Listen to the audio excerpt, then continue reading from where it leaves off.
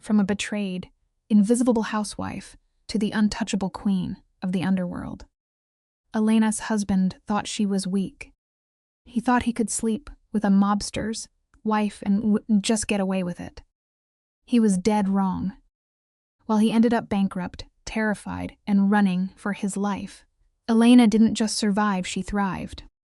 She didn't just take his money in the brutal divorce.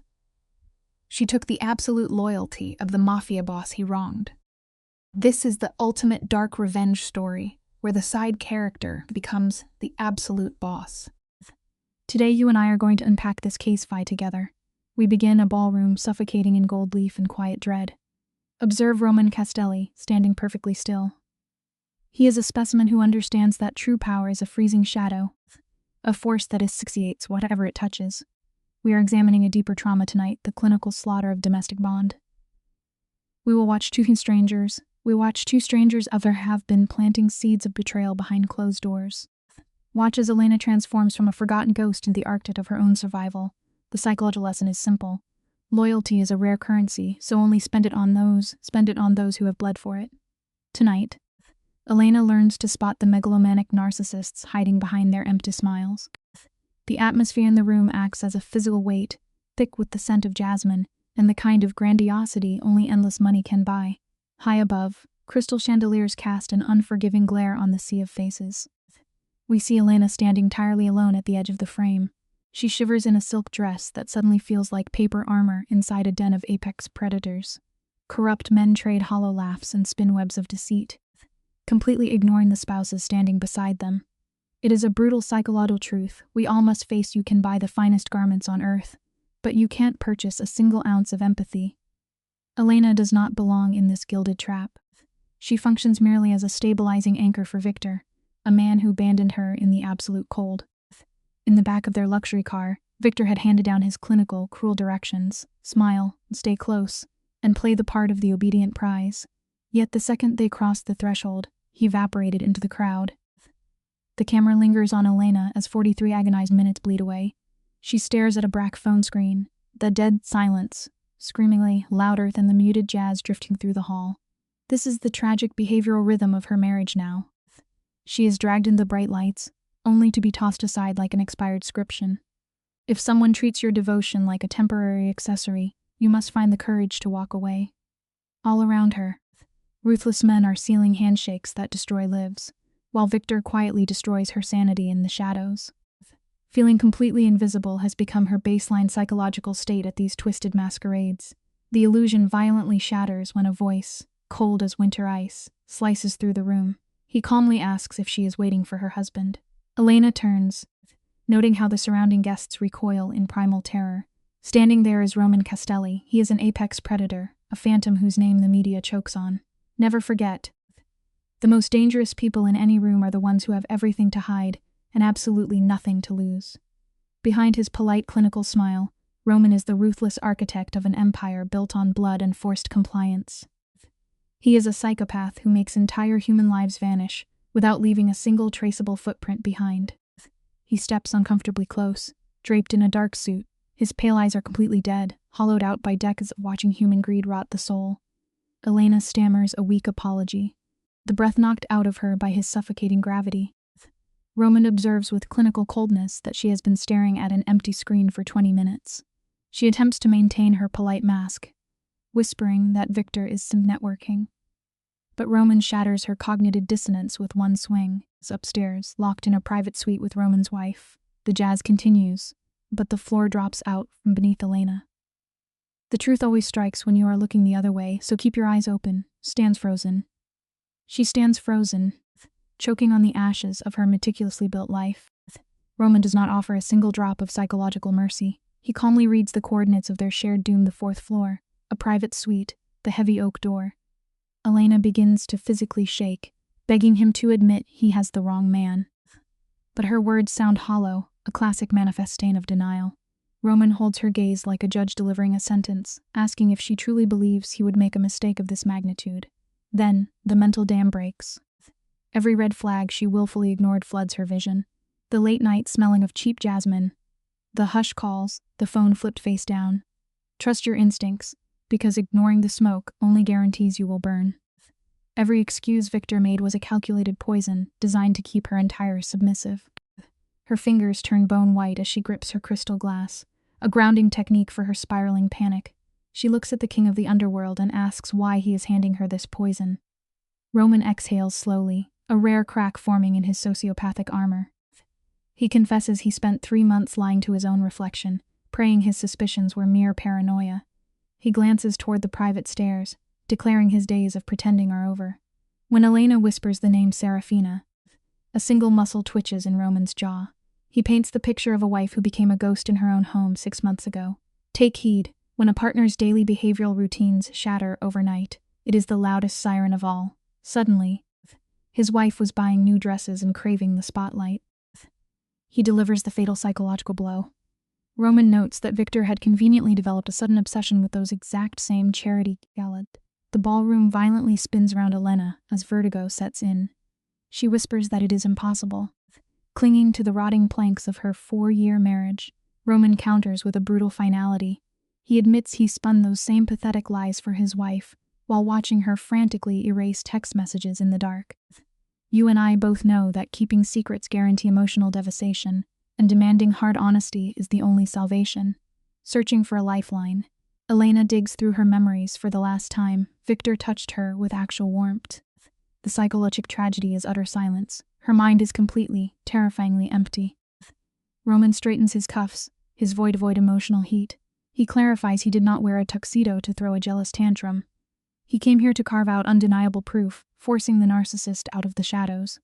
Elena lifts her chin, her voice vibrating like a snapped wire, asking what happens next. Roman lays out the ultimate behavioral crossroad. She can drive back to their empty house and keep watering a dead garden. Or she can walk up those stairs and look her nightmare right in the eye. Listen to me now. Running away from a terrible truth only ensures the psychological collision will destroy you. When it catches up, a terrified piece of Elena wants to flee into the rain. But a buried, ancient anger finally catches fire in her chest. She turns toward the stairs. They glide across the grand ballroom in a suffocating hush. Elena watches the high society elite part like water before a warship. These people react to Roman with primal animal fear. Even the guards at the VIP stairs take one look at the syndicate boss and melt in the tapestries. True power is terrifyingly quiet. And the psychological lesson here is that absolute authority never has to raise its voice to control the room.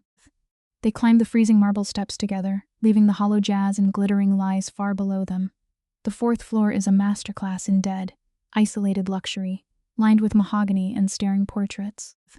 Waiting at the absolute end of the breathless hallway is their final destination, a towering, heavy door gleaming with polished gold handles. A sliver of light bleeds from beneath the heavy door frame. Roman stops dead in the hall, his voice a gravelly whispered as he confirms this is the place. Elena stares at the polished wood, as if it were a psychological landmine. She breathes a desperate plea, asking what will become of them if this is all a massive mistake. Roman answers with an agonizing silence that sucks the air from the corridor. Forcing her trembling legs to move, Elena steps forward, her cold fingers grazing the freezing brass. Turning this handle means reducing 4 years of narcissistic promise to ash. Confronting an ugly truth demands terrible courage.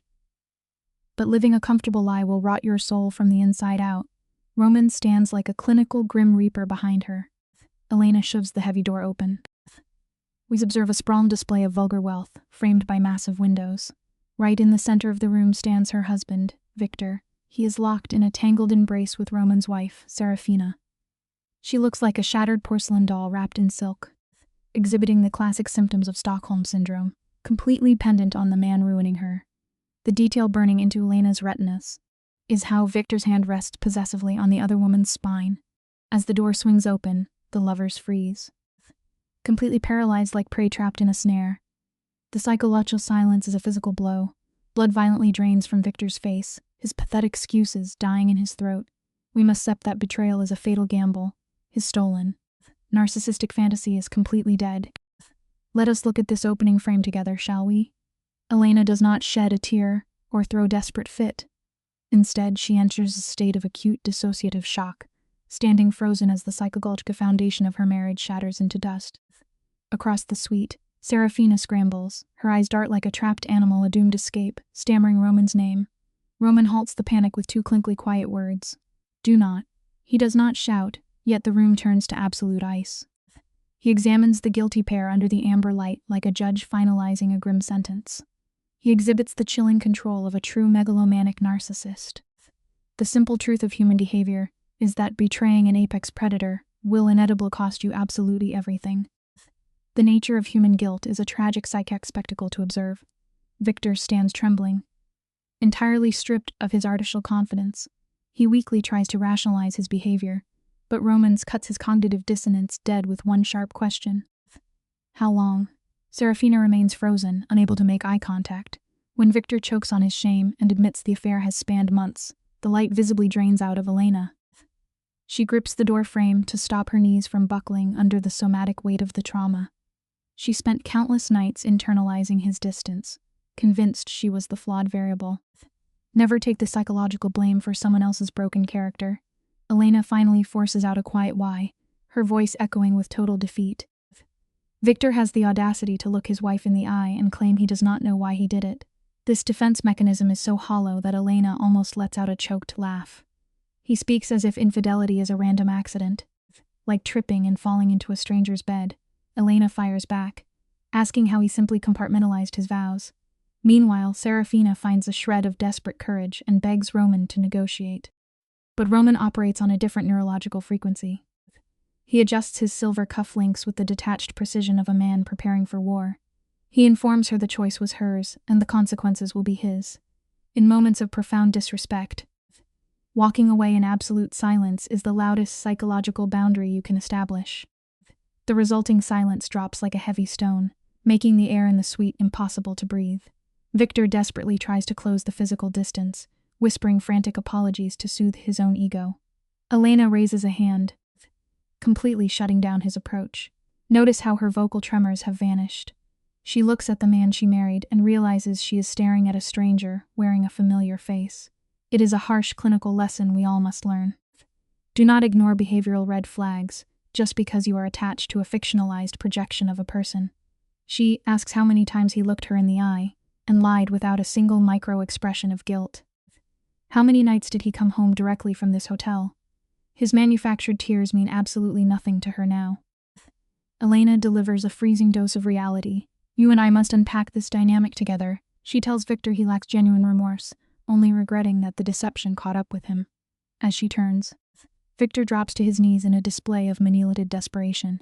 For a second, her footsteps slow. It is a classic manifestation of Stockholm Syndrome, where the victim remains attached to her psychological captor. But the memory of those anxious nights pushes her forward.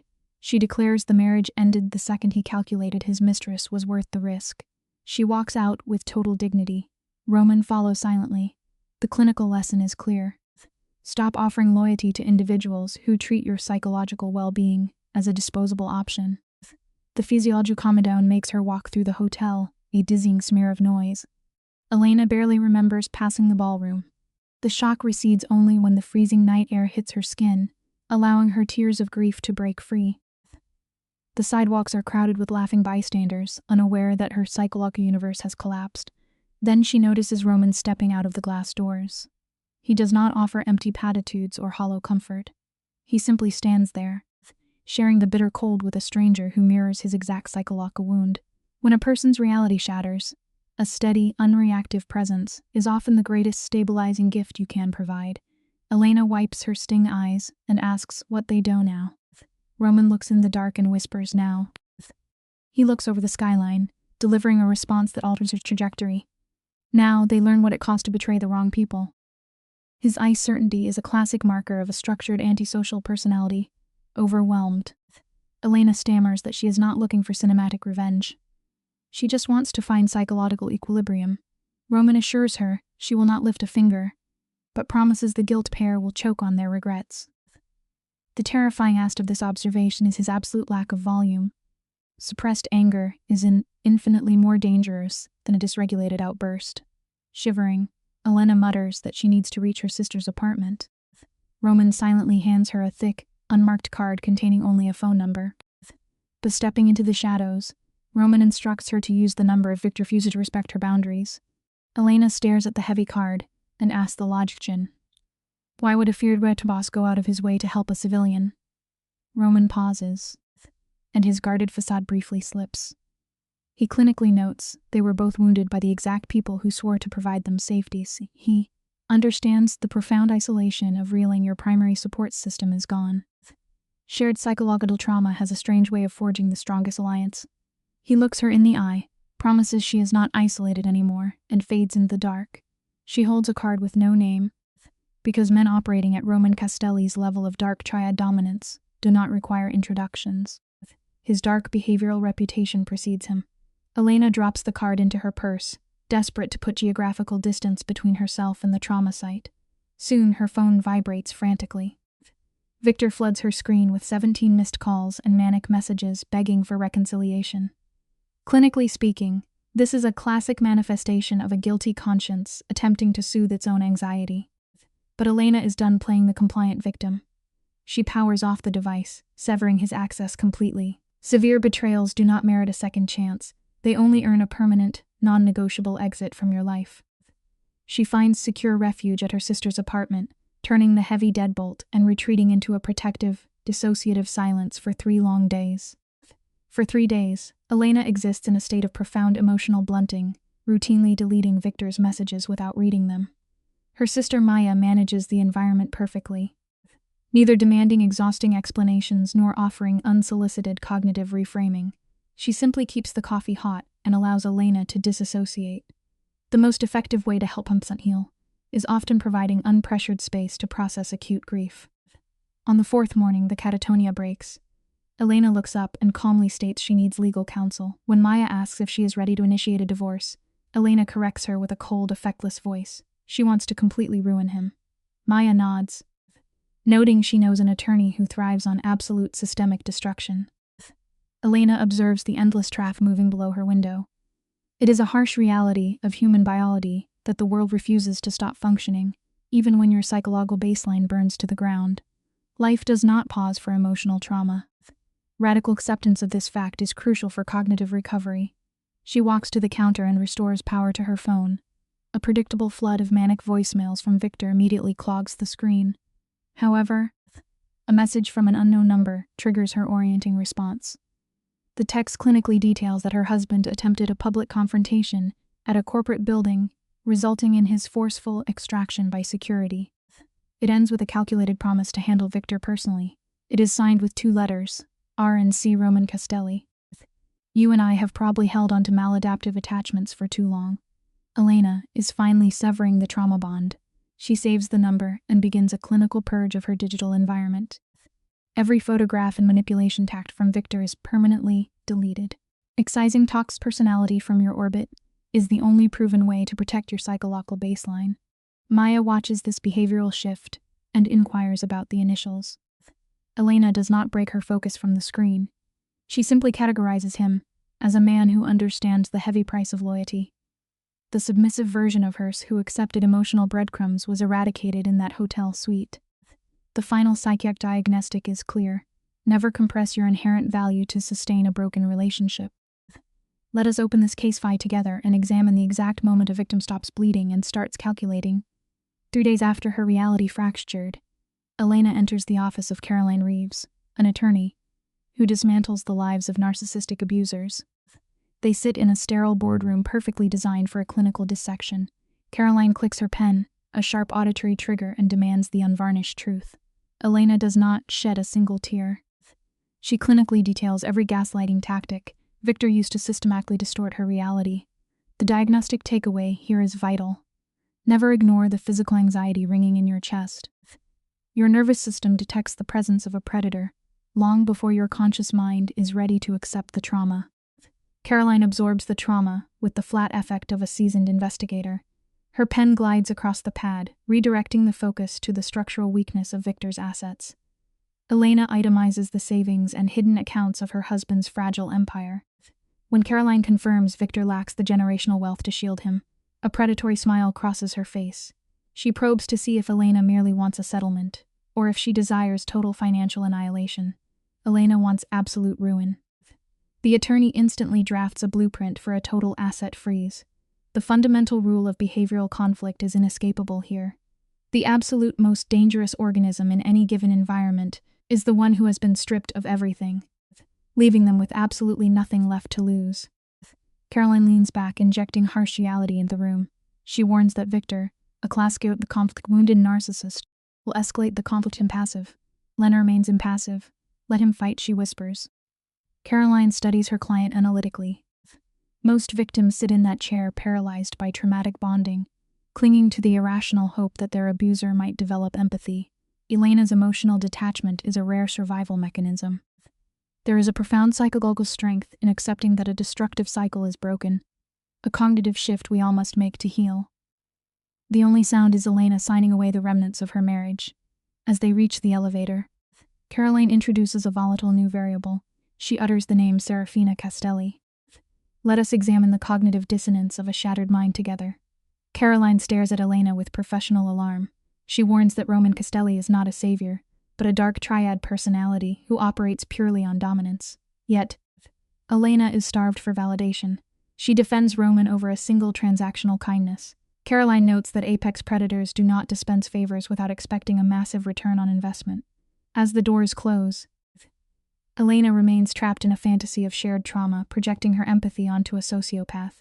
It is a fatal miscalculation in behavioral logic. Remember this fundamental truth. When a known predator approaches you wearing a disguise of gentleness, you must immediately scan the perimeter for the teeth hidden just beneath the surface. The elevator feels like an isolation chamber. Typing a reply to Roman confirming the legal paperwork is filed. Instantly, Roman replies that traitors deserve no mercy, revealing his pathological need for retribution. Elena steps into the freezing air, her physical transformation full observable. The depressive paralysis evaporating, replaced by the hyper-focused clarity of pure anger. Across the city, her narcissistic husband remains totally oblivious that his structural foundation is collapsing. There is a clinical beauty in this survival mechanism. Weaponized anger is a highly effective tool for self-preservation. Allow your righteous fury to pull you from the darkness, rather than letting the crushing weight of grief bury you alive. Let us observe the decompensation of a grandiose narcissist. The deteriorers begin quietly. A contract dissolves. An investor goes silent. Victor uses cognitive distortion to blame market fluctuations rather than his own reckless behavior. Within 2 weeks, it degrades in total systemic failure. Partners sever ties simultaneously, abandon the enterprise. Victor experiences acute physical distress, watching his inflated self-image evaporate. Then, his intercom buzzes with a call from his wife's attorney. The clinical diagnosis is obvious here.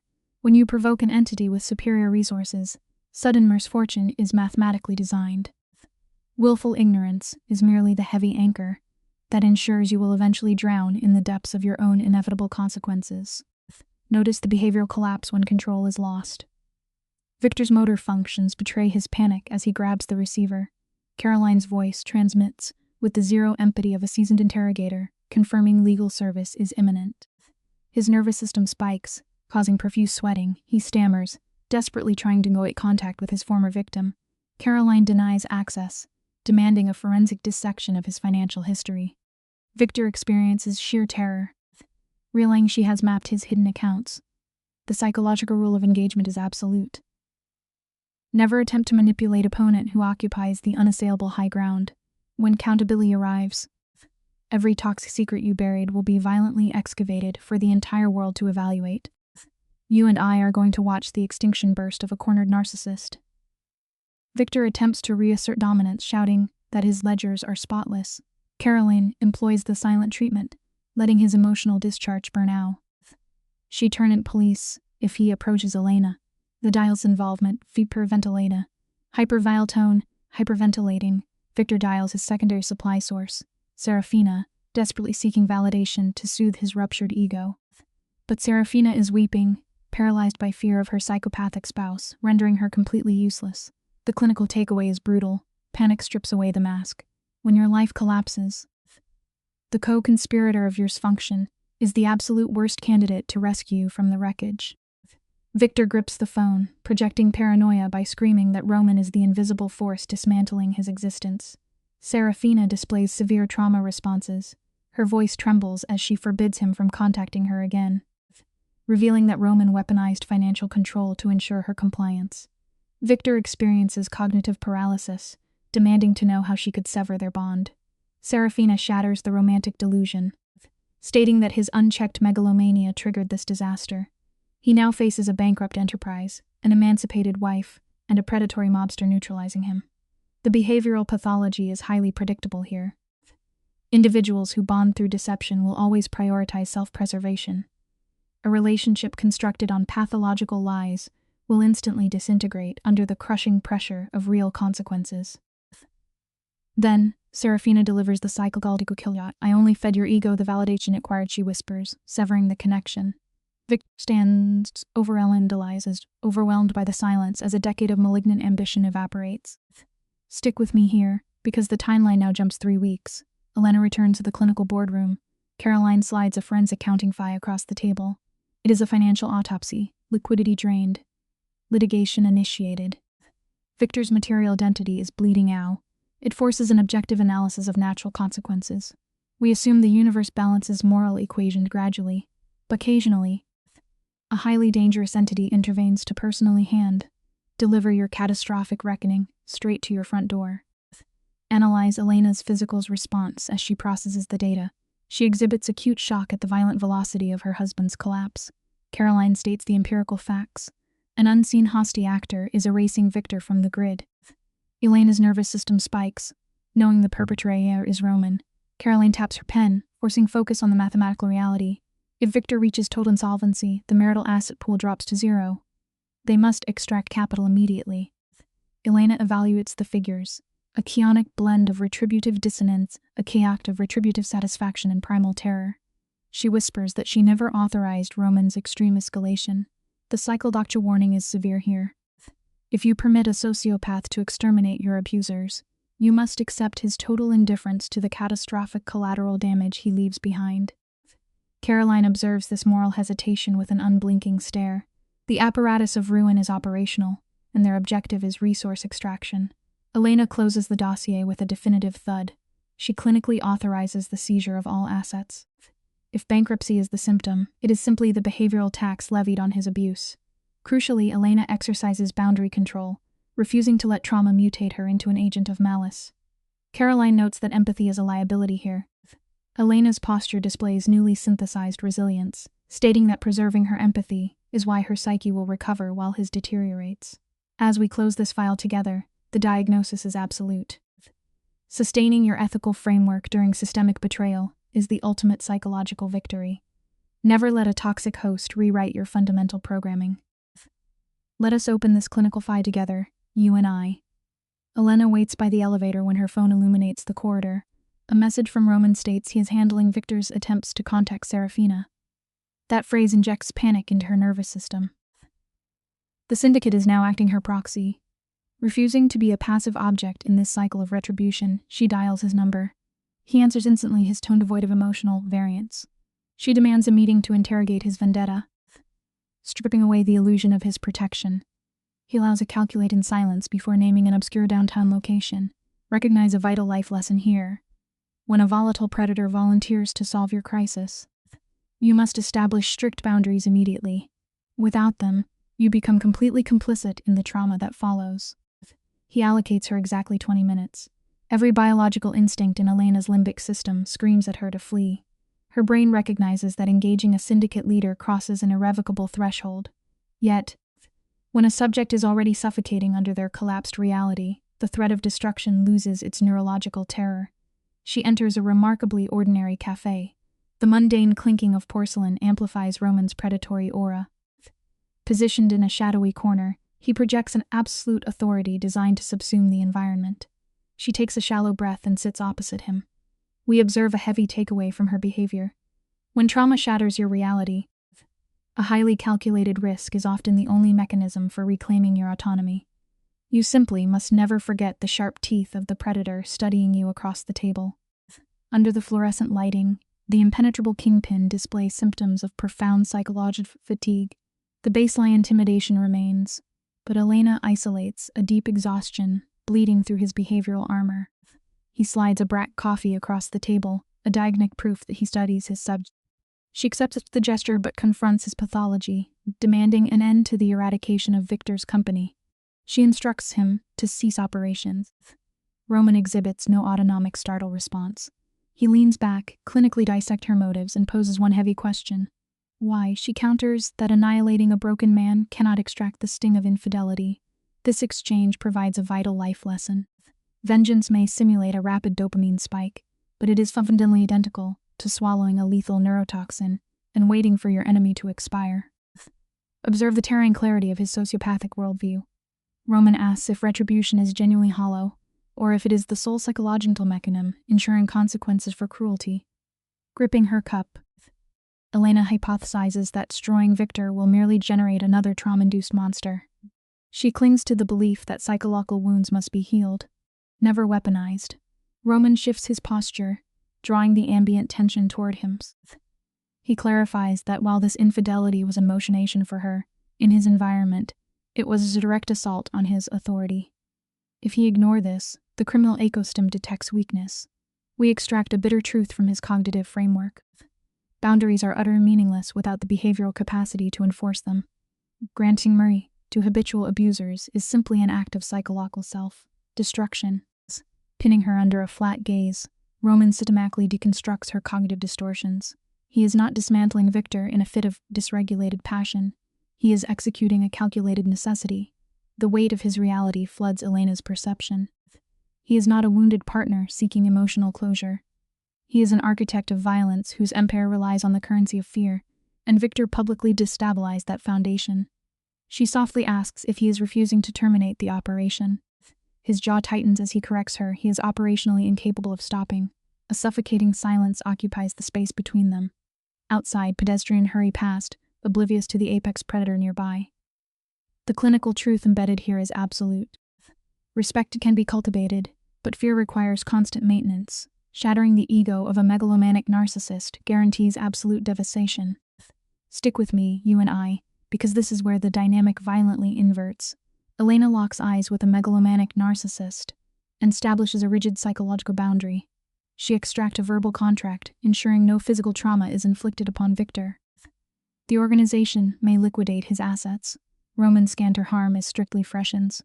Expressions, hypothesizing lingering affection for her abuser. She dismantles that clinical assumption instantly. She refuses to allow the contagion of his violence to corrupt her moral architecture. Fascinated by her ethical framework, the kingpin accepts the terms. The behavioral lesson here is profound. Preserving the integrity of your humanity always supersedes the shallow dopamine hit of revenge. He quietly probes her emotional baseline.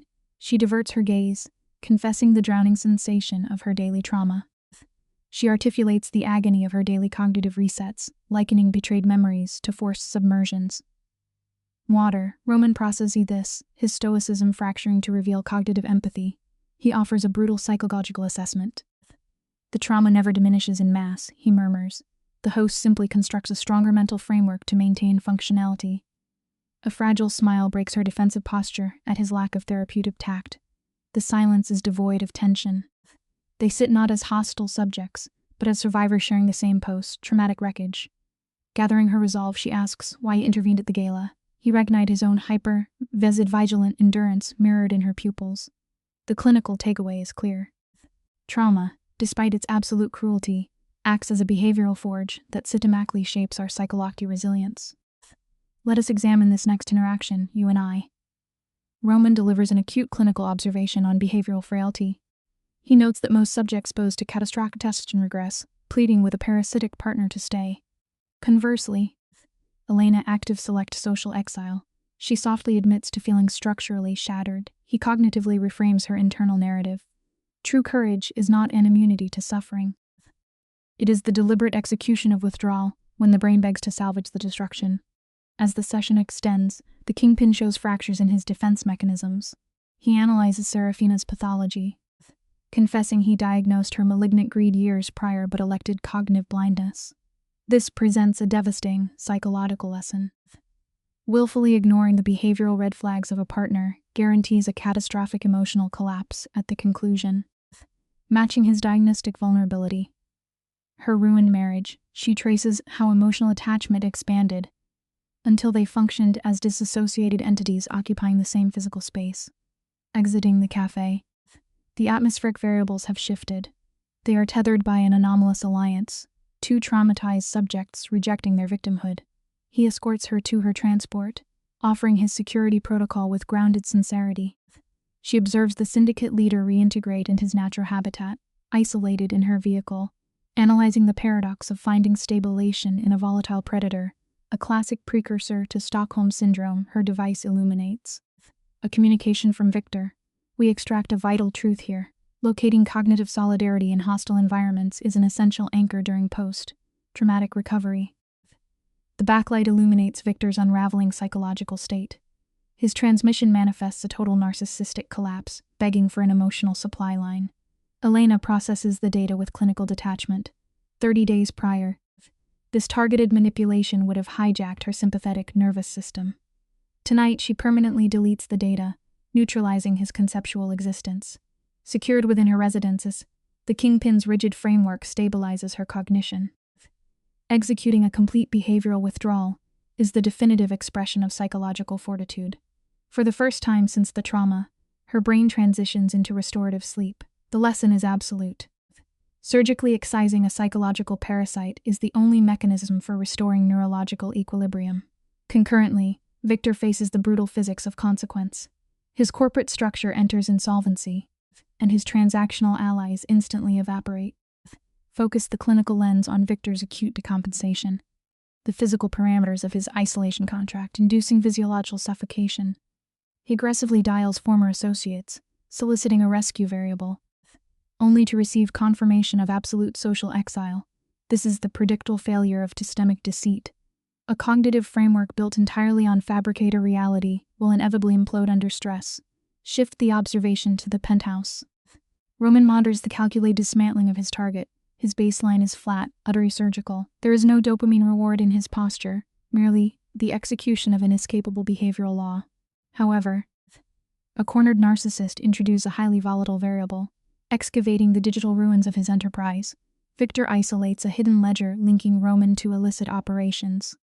He now possesses the exact catalysts required to initiate a catastrophic systemic failure. Place yourself in this observation room with me, you and I. We monitor the subject inside a decaying motel. Victor struggles for oxygen, gripping the stolen dossier under a failing bulb. These documents contain empirical data verifying syndicate violence.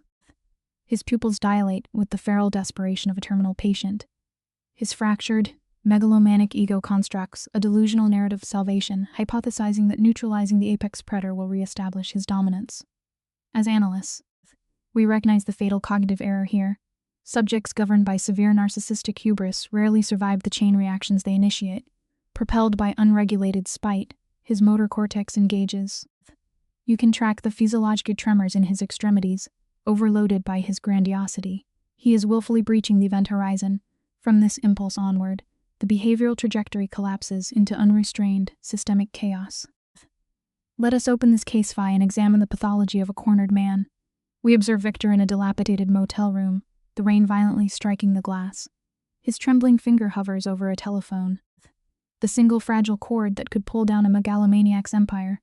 Scattered across his bed are ledgers, paper trails he tragically perceives as his salvation. But you and I know that acute desperation severely impairs cognitive function. The amygdala hijacks the brain, creating a severe tunnel vision that completely blinds the subject to the apex predator lurking just outside the periphery. He presses the button. His pulse violently hammers against his eardrums. 1 ring, 2 rings. A federal agent picks up.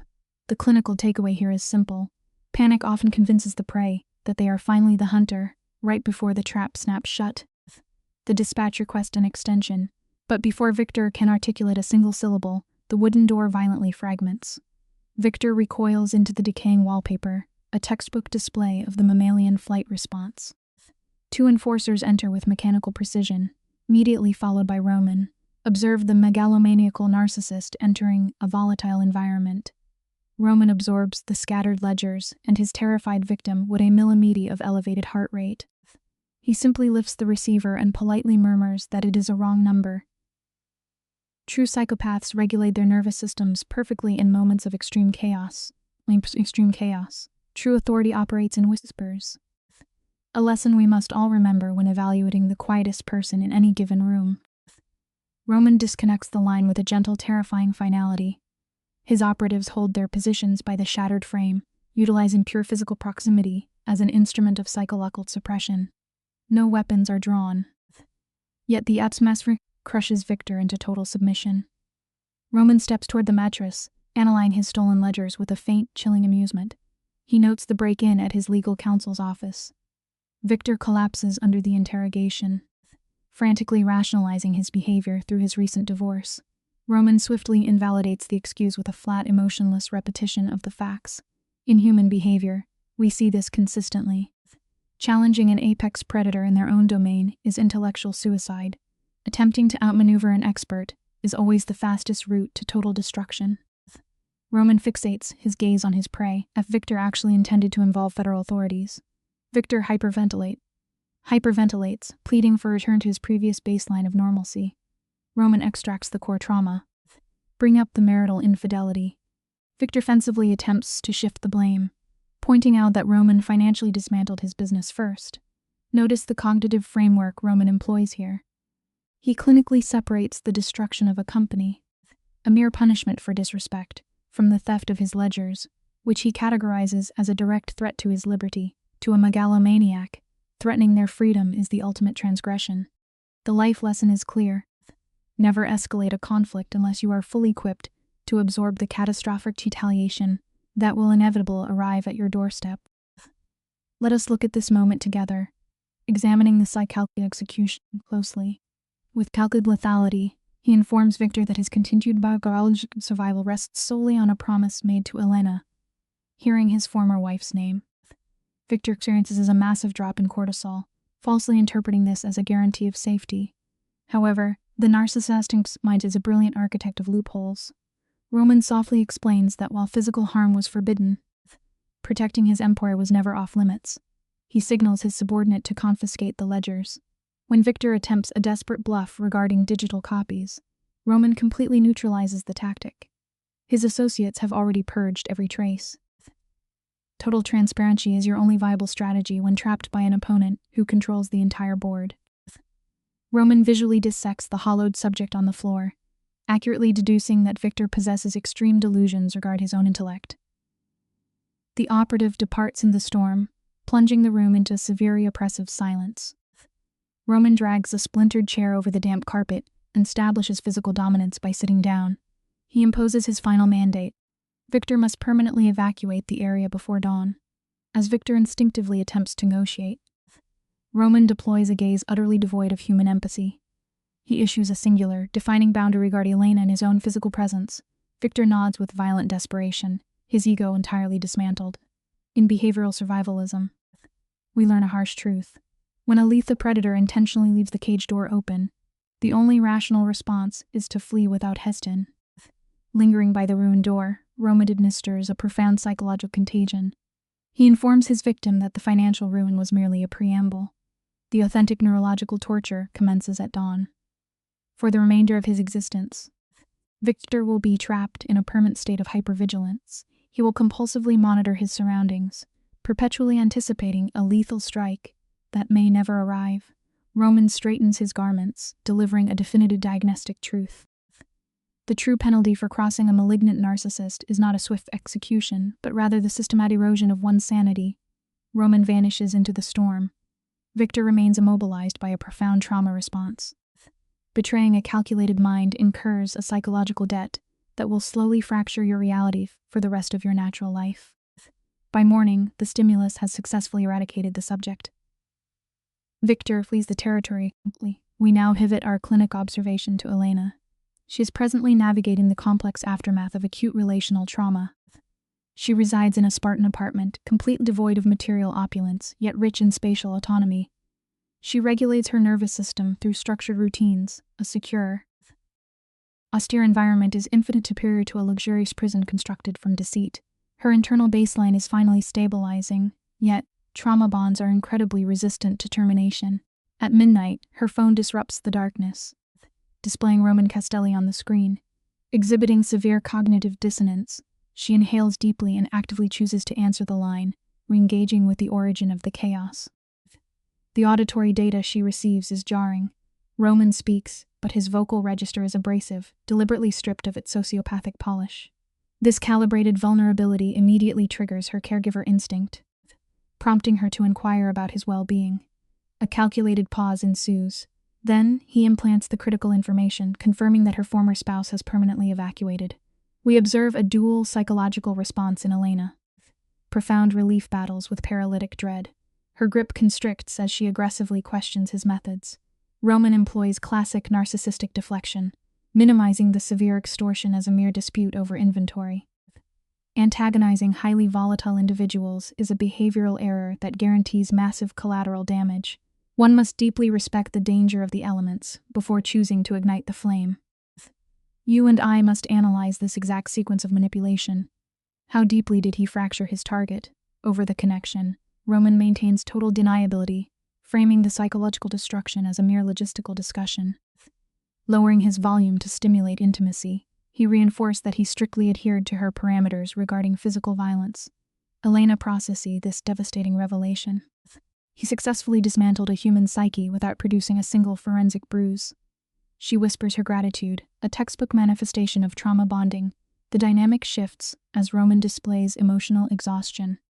He brings up his own marital dissolution and proposes a minor interaction over coffee. The clinical reality is quite stark.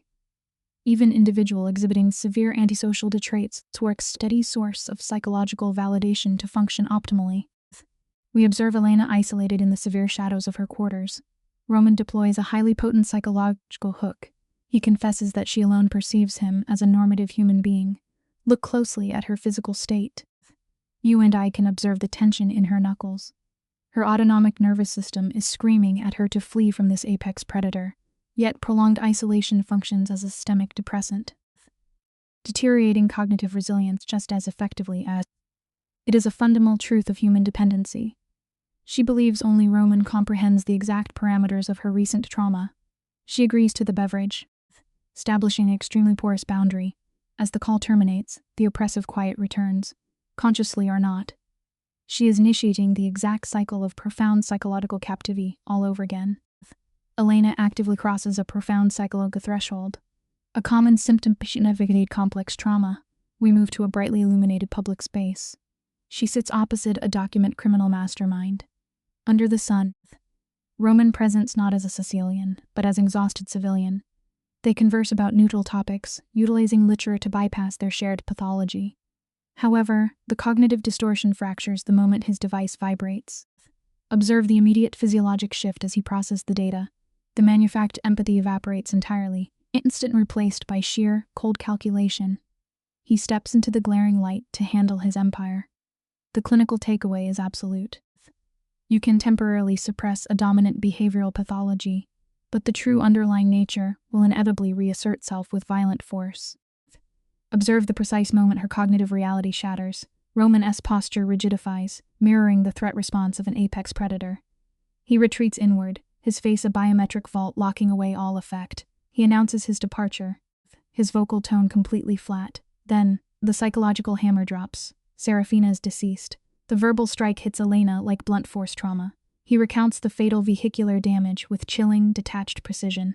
A profound somatic anxiety grips her. You do not believe it was random, she stammers. Here is a vital clinical truth. In the rarefied air of extreme malignant narcissism, pure coincidences simply do not exist. He turns, leaving her completely isolated in a vacuum of absolute, paralyzing terror.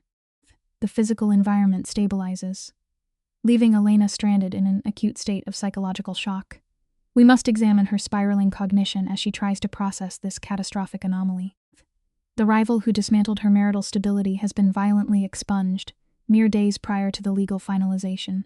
Her motor function degrade.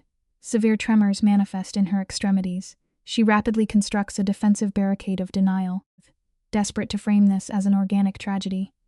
But you and I must recognize a fundamental lesson here. Our primal threat detection circuitry rarely malfunctions. The vacant, reptilian gaze Roman just exhibited confirms his premeditated awareness of this fatal outcome. She wanders into a dissociative fugue, By nightfall, the screen feeds her inescapable visual trauma. The artificial luminescence exposes the profound distress etching itself into Elena's physiology. The media attempts to rationalize the fatality as mere environmental hazard, but her nervous system registers of genuine proximity to predator. A sudden auditory stimulus from her phone registers her equilibrium. It is a fragile from Roman. It is a summons from Roman. She fixates on the device as a biological threat. Desperate for an anchor, she contacts her legal counsel, demanding the unvarnished reality regarding the pathology surrounding Roman. The attorney responds with absolute, calculated silence. The clinical lesson is stark. When those incentivized to fiercely advocate for you suddenly go entirely silent, you have wandered completely blind into a terminal psychological kill zone. The attorney issues a directive so clinically severe, it instantly induces an autonomic freeze response. She instructs Elena to cease her investigative probing before she triggers her own termination. The communication link is abruptly severed. Observe the severe contraction in Elena's body language. She is entirely mobilized by the gravity of her environment. Her self-preservation instincts scream at her to initiate flight, to eradicate the memory of Roman before she becomes collateral damage. Yet, we witness the insidious onset of a trauma bond. She anchors to variegated, docile persona he projected. The life lesson here is profoundly unsettling. Even the most high lethal sociopath possesses the capacity to mimic exquisite gentleness. She is ignoring the apex predator completely. Let us examine the fragmentation of Elena's cognitive framework. She has exclusively interacted with a highly sanitized psychological mask. She empathized with a manufactured persona, entirely oblivious to the megalomaniacal architect who systematically erases human obstacles. A digital notification pierces the dark. He anticipates her cognitive state, requesting dialogue. In a manifestation of self-destruct compulsion, she initiates contact without social buffering. She bluntly demands to know if he orchestrated the termination of his spouse. Her vocal cords betray extreme neurologic strain. You must internalize this vital lesson. Survival often requires dragging our most catastrophic fears directly into the clinical light. Roman issues an absolutely hollow, effectless denial. She aggressively challenges his narrative, attempting to provoke a rupture in his sociopathic baseline. Roman maintains an infuriatingly static physiological state. He articulates his denial with flattened affect, entirely indifferent to her validation. She experiences a spontaneous emotional discharge, questioning why society views him as a lethal orchestrator. He dismisses this as mere projection onto an apex authority figure. Elena decompensates under the stress, verbalizing her inability to survive his chaotic paradigm. He attempts to minimize their enmeshment, but she rejects the cognitive distortion. The essential lesson?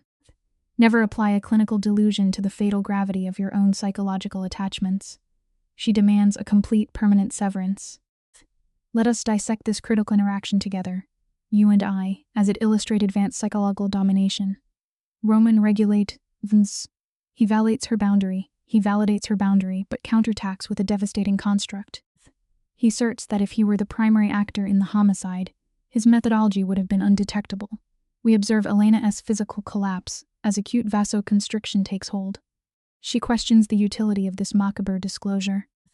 He clinically denies any intent to soothe her. His objective is merely to map the vast perimeter of his dark triad traits. The life lesson here is severe. Raw, unmitigated psychohonesty is frequently the most destabilizing trauma one can inflict. She terminates the connection and profoundly fractures.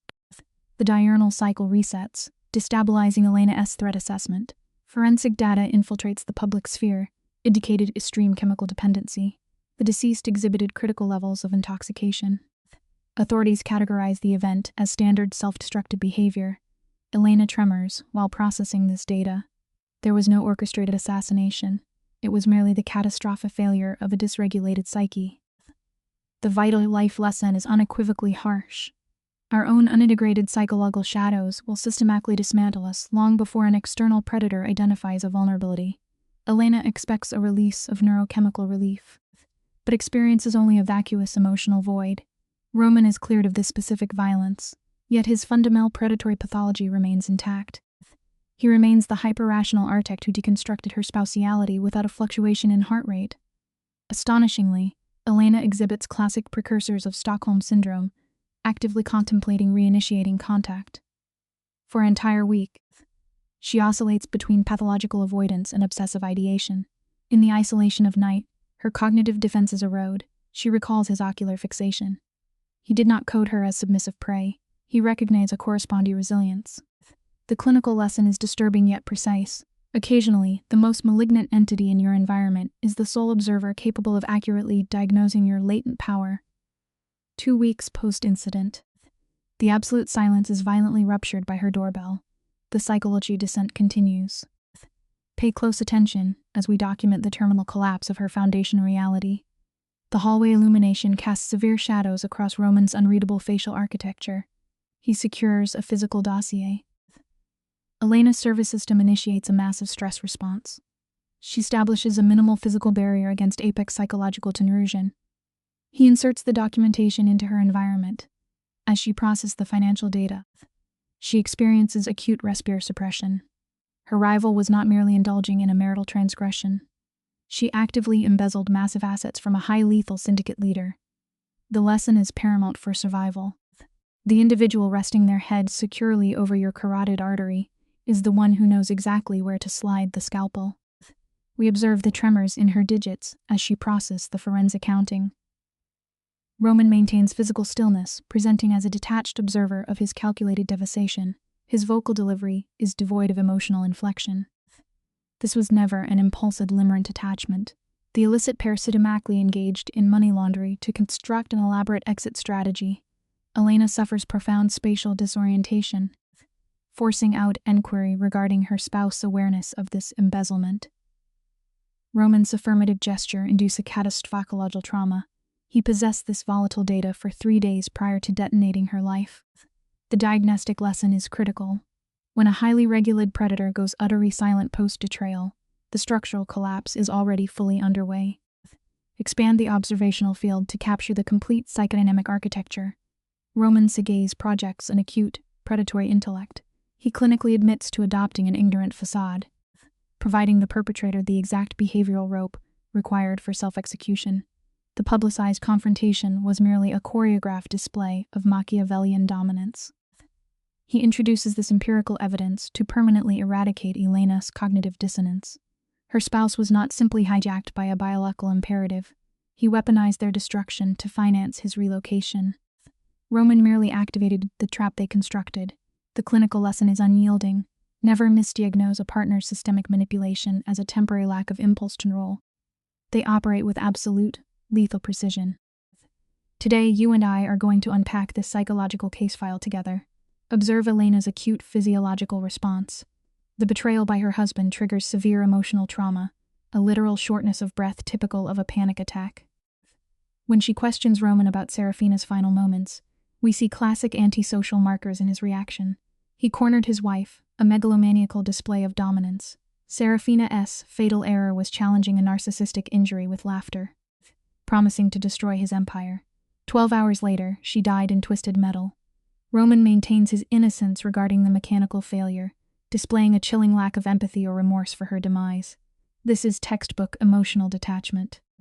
The clinical lesson here is profound. Provoking a highly dangerous individual with a shattered ego often yields a catastrophic terminal response. Roman clinically details the violent mechanics of their environment. In his rigid mental framework, Serafina was the aggressor, Victor the enabler, and her death a mere balancing of pathological scales. He offers Elena the psychological permission to loathe him, a manipulative tactic to feign vulnerability. When she clutches the ledgers, questioning his motives, we witness a calculated crack in his armor. He claims she is the solitary figure who perceives his buried humanity. This is a masterful psychological hook, designed to foster a trauma bond. He justifies his actions through a twisted ethical code, a common rationalization for organized offenders. The clinical truth is unsettling. Often, the diagnosed psychopath presents undeniable facts, while the seemingly stable partner enacts the deepest, most covert betrayals. Elena experiences a massive paradigm shift, her previous reality fracturing completely. She recognizes her husband's paramour as a parasitic threat, while reclassifying Roman. He is not a disorganized criminal, but an apex predator offering a highly dangerous form of shelter. At the auditory trigger of the locking door, a fascinating behavioral pivot occurs. Rather than regressing into shock, she initiates contact with her psychological captor. Her autonomic nervous system is firing, her voice trembles, yet her executive function demands full disclosure. She rejects his superficial protection, insisting on viewing his sociopathic reality without filters. To survive severe psychological trauma, the subject must abandon all defensive denial. If one engages with a highly lethal personality, survival depends entirely on mapping the exact parameters of their violent pathology. A heavy silence transmits through the device. Roman exhibits a rare moment of hesitation, testing her psychological readiness to breach his boundary. Elena exhibits a high degree of hyperarousal, crying silently. Yet she overrides her amygdala's flight response. She verbally confirms her fear but schedules a physical rendezvous at dawn. Dropping the phone among the fraudulent financial documents, she sits in the quiet aftermath. The clinical observation here is striking. She transitions from a passive victim of narcissistic abuse to an active architect of her own fate. Let us look at this piece by piece, shall we? Avoidance only compounds post-traumatic stress. Facing a severe psychological threat head-on, effectively marching into the center of the pathology, is the only clinically viable method to break a victim's mental conditioning. We observe Elena physically entering a highly hostile environment. Her cognitive restructuring is evident. She realizes passive survival is inadequate and requires an aggressive rebuilding of her ego state. Arriving early, she displays severe motor tremors, actively concealing her physiological distress within her coat.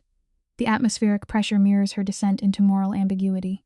Precisely on schedule, Roman arrives in a dark vehicle, yet the dominant, antisocial kingpin persona is entirely absent. His posture is collapsed, displaying the heavy somatic burden of his chronic criminal behavior. He presents as a deeply fatigued patient rather than a predator. The psychiatric takeaway is absolute. The most intense internal conflict a subject experiences initiates the precise moment they eradicate their own victim schema and choose to confront their trauma. Up close, the physical degradation of his antisocial lifestyle is obvious. Severe sleep deprivation manifests as dark contusions beneath his eyes. However, upon acquiring a visual on Elena, his rigid defensive mechanisms dissolve. He offers a hoarse expression of gratitude. Elena is experiencing tachycardia, rendering her temporary nonverbal, yet she manages an affirmative nod. They isolate them in a dimly lit corner, a classic withdrawal response. Elena initiates the session, her voice registering high, a bound on and honesty. Roman regresses into the booth, locking onto her with a desperate, almost pathological fixation. You and I must carefully analyze this behavioral shift. When a clinically dangerous individual voluntarily disarms defenses in your presence, their psychological defenders your presence, it marks the genesis of a profoundly dangerous trauma bond. Roman verbally probes for a starting point, his vocal tone heavy with repressed material. Elena remains clinically detached, instructing him to begin with his most deviant behaviors. He inhales, accessing deeply suppressed developmental trauma. He details an impoverished upbringing where prosocial behavior equated to systemic victimization. His father succumbed to physical exhaustion. His mother suffered severe occupational strain. We can trace the exact origin of his psychopathy to this adolescent rage against societal inequity. He consciously abandoned normative ethics, exchanging moral development for financial control and physical dominance. By early adulthood, he had successfully monopolized the local criminal underworld. The development lesson is stark. The most lethal offenders are frequently just traumatized juveniles who correctly assessed a structurally flawed system and responded with extreme violence. Maintaining prolonged eye contact, Roman dismantles his superficial charm. He outlined the organizational structure of his etiquette. The visible layer consists of philanthropic fronts, masking a subterranean network of financial fraud, physical coercion, and systemic corruption. His primary commodities are psychological control and blunt force. Elena processes this confession, holding her emotional baseline, and objectively labels him a criminal. Roman exhibits zero physiologic reaction. He simply nods in, refusing to deploy standard cognitive distortions to justify his violent acts. He mandates that her proximity to him requires full, unfiltered consent to his reality. Stick with me, as this is where the psychology gets fascinating. When an antisocial personality presents their worst behavioral data without a single rationalization, it is the most terrifyingly authentic data you will ever receive. The psychological tension spikes dramatically. Elena interrogates him regarding the mechanical sabotage of his wife's vehicle, a high-risk stimulus. A micro-expression flashes across Roman's jaw, He leans in, dispensing a purely psychopathic truth. He did not orchestrate the collision, yet he states with flat effect that he possessed the full intent to terminate her life himself. The blunt force of this homicidal ideation impacts Elena's nervous system instantly. Examining his own hands, he credits environmental variables for his lack of direct culpability. Displaying the empty gaze typical of severe detachment, he asks her to diagnose him as a monster. Every survival instinct in her brain signals an immediate evacuation. The paradox of the human mind is chilling. A confession of sheer, homicidal honesty can generate a pathological respect, while simultaneously triggering sheer terror. Elena visually scans his micro-expressions, analyzing why an apex predator requires her validation. In the low light, Roman presents an uncharacteristic lack of defensive posturing. He admits she is the first subject in a decade to perceive his underlying humanity, rather than his instrumental violence. In his milieu, he operates strictly as an agent of terror. Yet Elena projects her own betrayal trauma onto him, creating a mutual, distorted empathy. Testing his control, she demands confirmation of her autonomy to terminate the interaction and safely exit. Roman lowers his head, issuing a binding oath that her departure will carry no retaliatory consequences. From a behavioral standpoint, true psychological dominance does not require physical restraints. It involves handing the subject the absolute freedom to escape, relying entirely on their internal trauma bond to keep them tethered.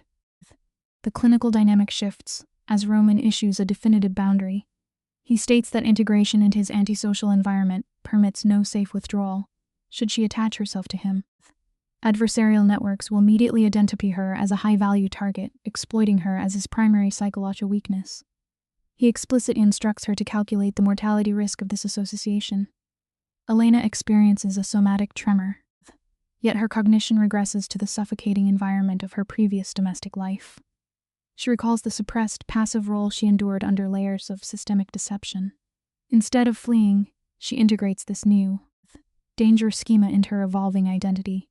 The therapeutic takeaway is profound. In case of severe chronic deception, a patient will gladly incinerate their comfortable, fraudulent existence to inhabit a reality that is violently, but objectively, real. Maintaining steady ocular focus on the antisocial subject, Elena states she is not experiencing a romanticized delusion. She has simply terminated her own cognitive dissonance. Roman exhibits slight confusion at her clinical acceptance of lethal risk. She establishes a rigid psychological boundary, demanding absolute compartmentalization between his criminal enterprise and her domestic environment. Roman responds with logistical reality, warning her that while he can provide physical security, societal observation will permanently label her as a willing accomplice. Demonstrating extreme emotional blunting, Elena accepts the inevitability of public condemnation. We are going to look at this final piece together. You can engineer the most sophisticated psychological defenses to isolate yours from the chaos, but you can never dictate the clinical diagnosis society assigns to the monsters you harbor. Let us examine this behavioral baseline together, you and I. We observe Roman, a man whose resting state is a locked vault, physically softening under the warm lights. For 1 hour, the heavy curtain of his criminal syndicate is drawn back. There is no talk of betrayals, just quiet murmurs about childhood books and escapes. It is clinically fascinating how mundane details bridge the gap between two broken psyches. By the time they step outside, the dynamic between them has irrevocably shifted. They are assembling a psychological time bomb. Roman walks her to her vehicle with the polished grace of an apex predator. It reveals a terrifying truth about the human mind. Sometimes, finding comfort in the exact person who brings the most lethal danger feels exactly like coming home. When Roman asks to see her again, Elena delivers a firm yes. A rare shift breaks across his hardened features. Later, gripping the steering wheel as she watches his reflection fade, her hands visibly tremble. From a diagnostic standpoint, it is not fear shaking her bones, but the realization that she has stepped in the dark without a lantern. Over the next 3 weeks, a strange normalcy settles over her routine. Coffee on Tuesdays, dinner on Fridays. They waltz delicately around his reality, as a megalomaniacal narcissist ignoring the violent edge of his world. It is a textbook display of psychological denial. We must understand this simple truth. Ignoring the screaming red flags in our lives never erases the danger. It only guarantees the inevitable collision will destroy us completely. The telephone buzzes, a harsh rattle cutting quiet of her bedroom. Maya, the streets are whispering the line.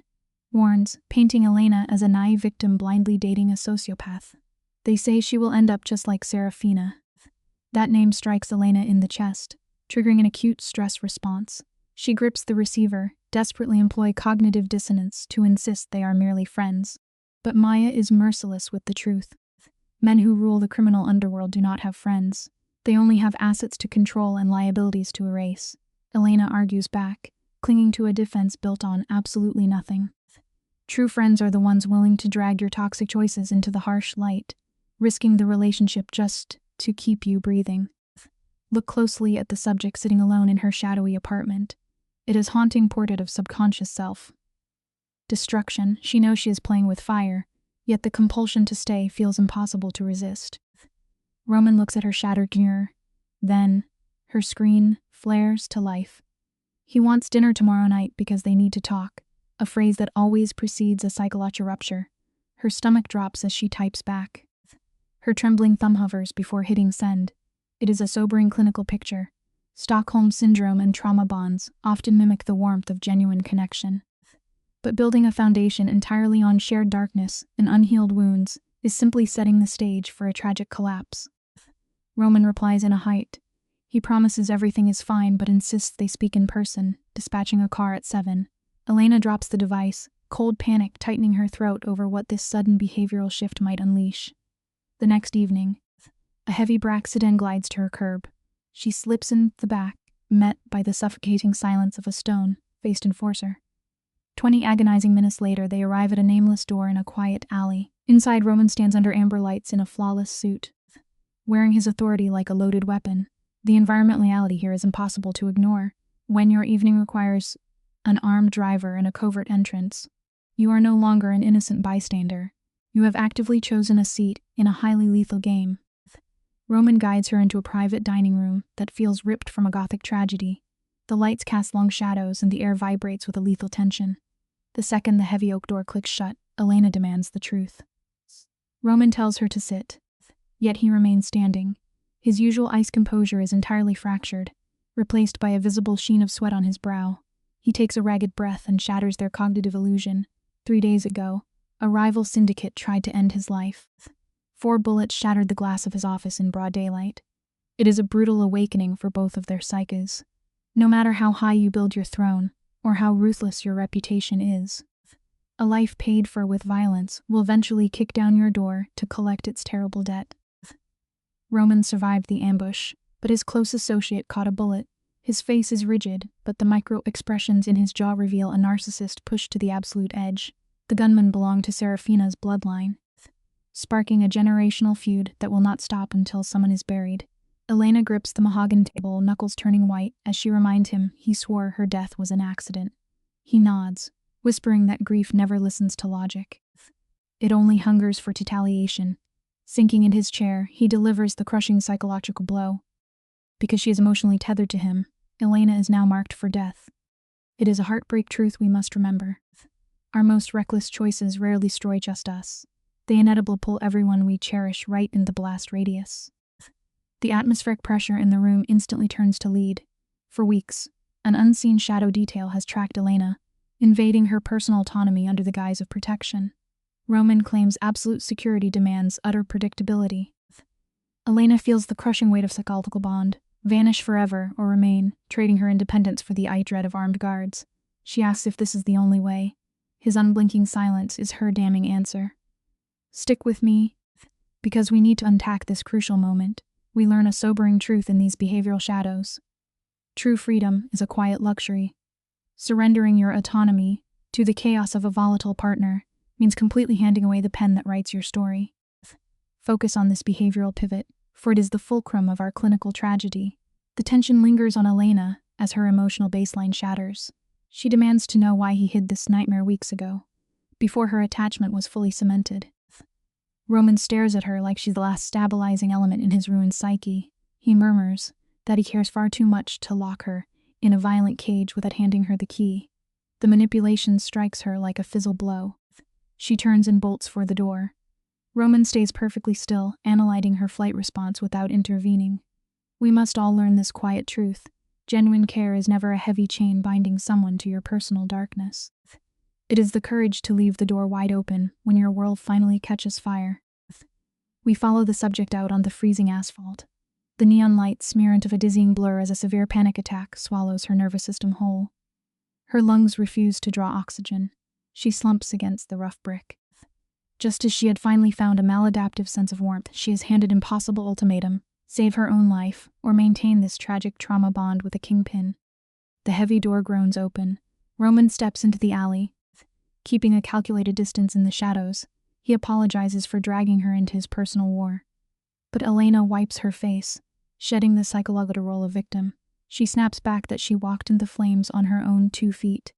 Taking absolute accountability for our darkest choices is the ultimate sign of mental growth.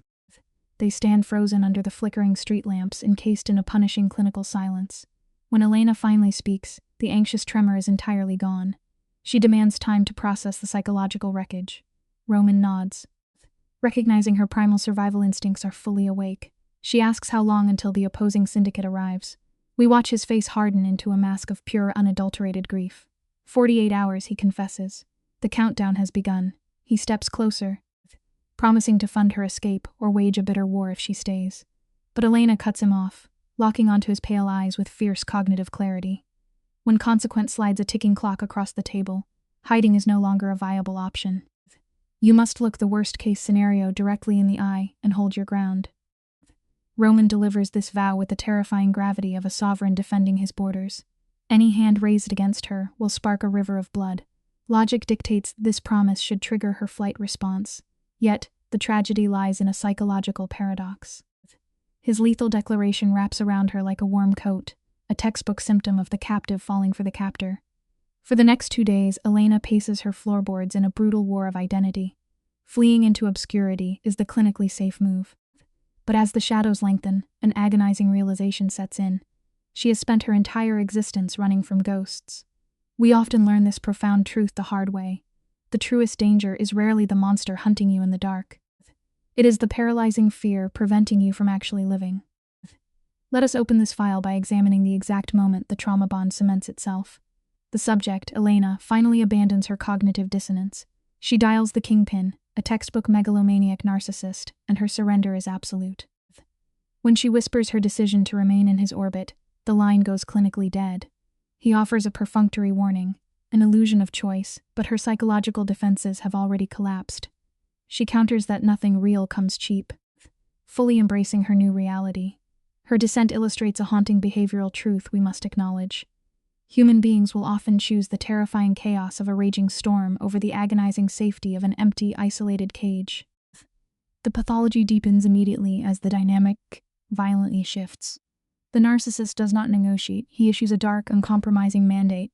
If she remains, she submits entirely to his absolute control.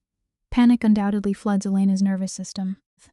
Yet her behavioral response is pure compliance. Roman delivers an ominous warning, solidifying his psychological dominance. Within the hour, 2 heavily armed enforcers materialize in her hallway, serving as the physical manifestation of her severed ties to the mundane world. This rapid escalation reveals a chilling reality about human adaptation, sometimes plunging directly into the darkest, most violent waters is the only way a fractured mind learns how to survive. The subjects extract her with cold, clinical efficiency. Clutching a single bag, Elena is absorbed into the heavy darkness of a waiting black sedan, moving toward his impenetrable stronghold. This structure of glass and steel serves as the ultimate panopticon, where surveillance is absolute. Escorted to the 20th floor, she is greeted by her captor. Observing her meager belongings, the kingpin's rigid, violent presentation artificially softens. This is classic megalomaniac behavior, rewarding complete submission with a calculated display of warmth. He simply thanks her for arriving. It highlights a deeply unsettling psychological principle. When the stakes involve life and death, physical proximity becomes the only currency of loyalty a paranoid mind will ever accept. You and I must analyze this specific tactic carefully, as it represents a masterclass in psychological manipulation. Rather than offering comfort, the narcissist deliberately exposes her to the nerve center of his paranoia.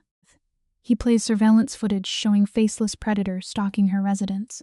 He is weaponizing her terror, explicitly demonstrating that she is now the fatal flaw in his armor. The crushing weight of this orchestrated revelation forces Elena into a state of total dependency.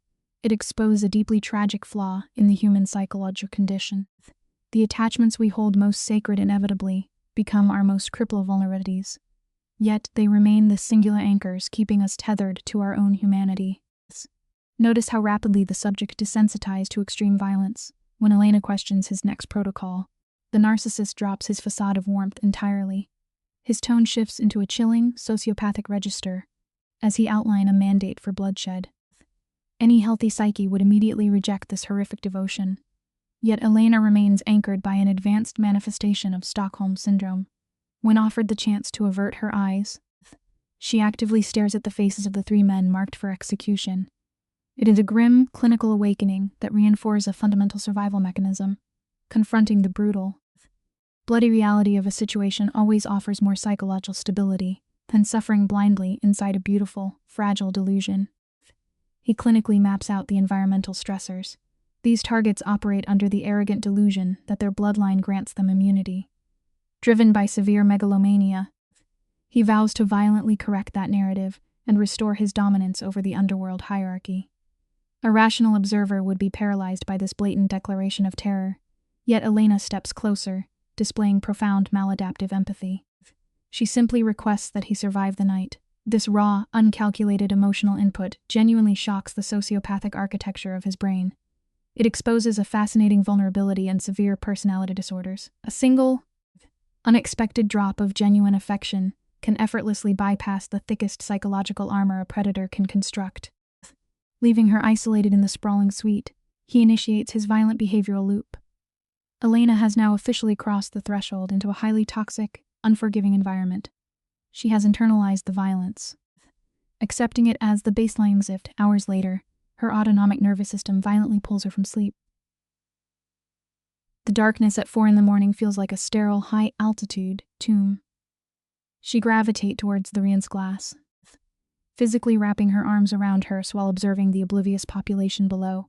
Her extreme isolation demands a heavy, agonizing cognitive review. Every behavioral choice carries an undeniable consequence, and often, the ultimate tax for survival is the permanent eradication of internal peace. We need to examine this specific moment together, you and I, to understand the sheer physiological toll of anticipatory grief. Imagine standing above a metropolis, hyper-aware that your captor is actively executing a massacre.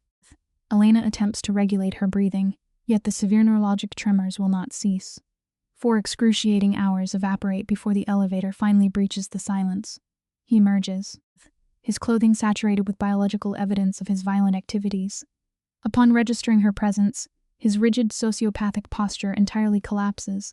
It forces us to acknowledge a brutal reality. Enduring the agonizing silence while waiting in the dark for someone you are bonded to is the most corrosive psychological torture imaginable.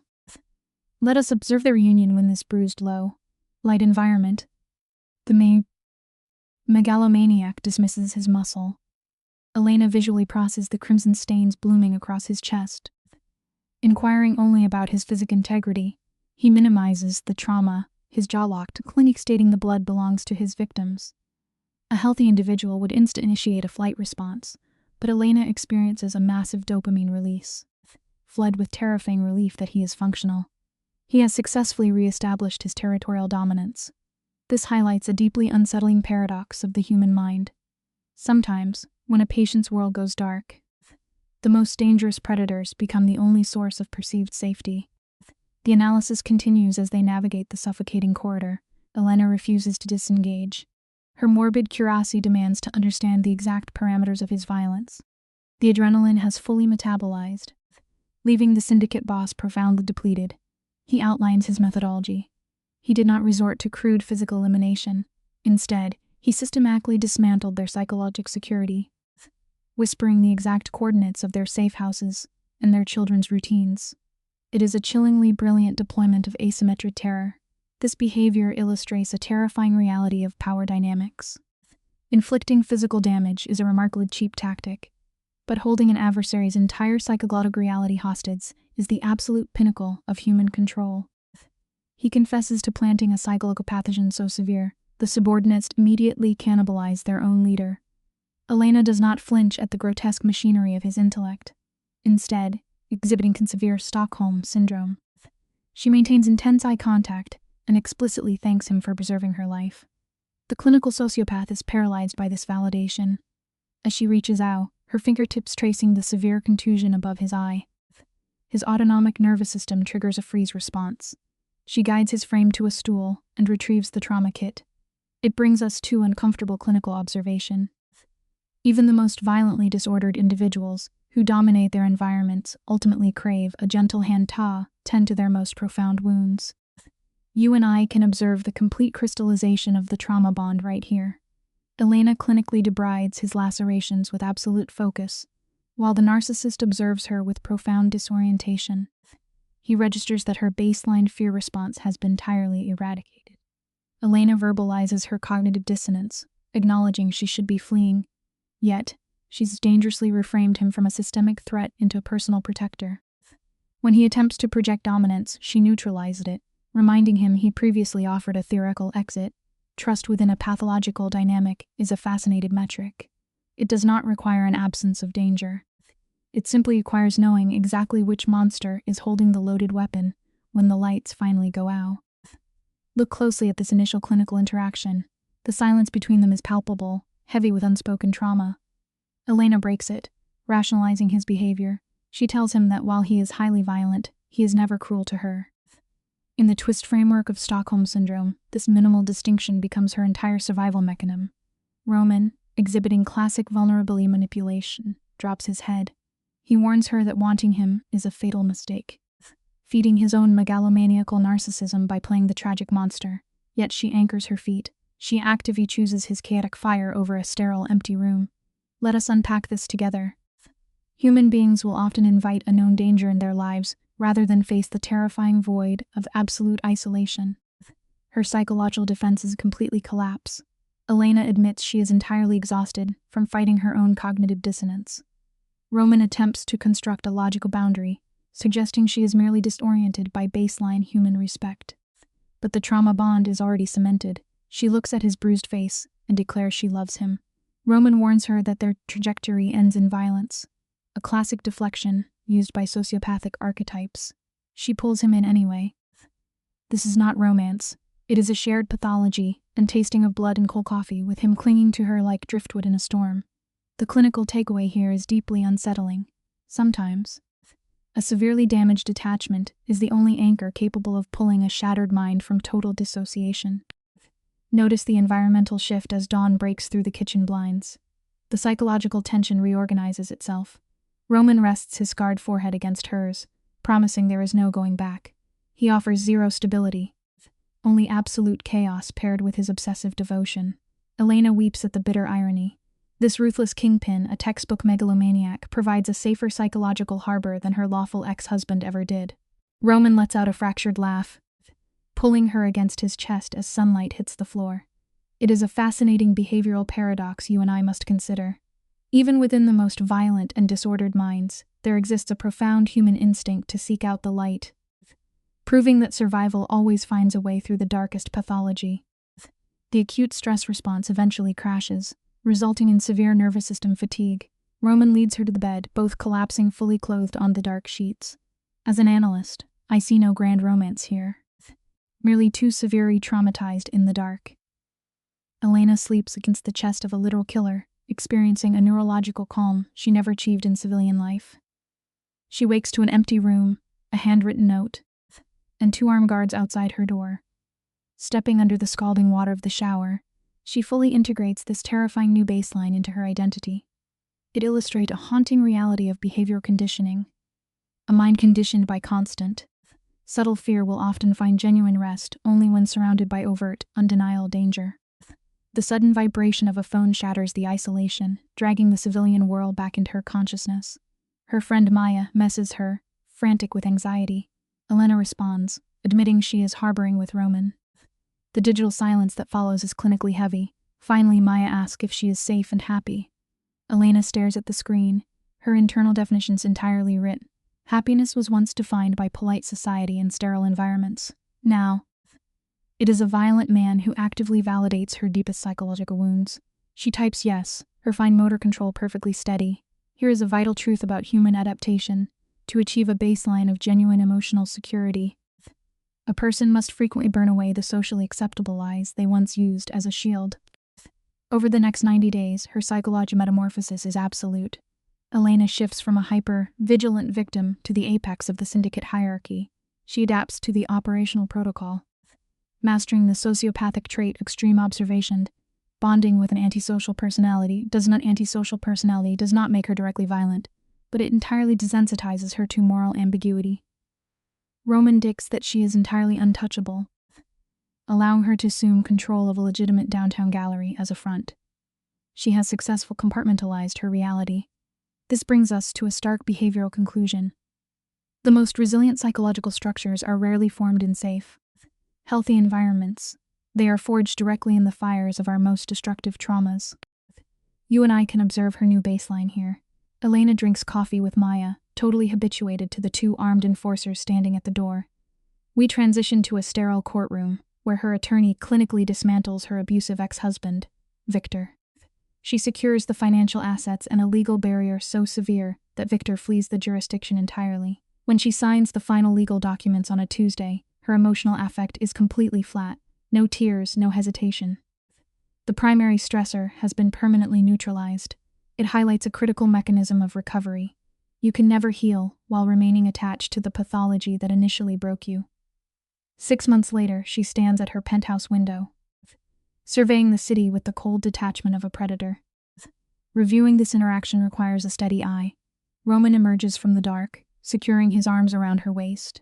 It is a textbook demonstration of protective possession from a megalomaniac narcissist, a man who dictates life and death, handling her with immense care. He asks where her mind has drifted. She leans into him, affirming that this high-risk environment is preferable to her past. Roman then places a heavy leather folder on the glass table.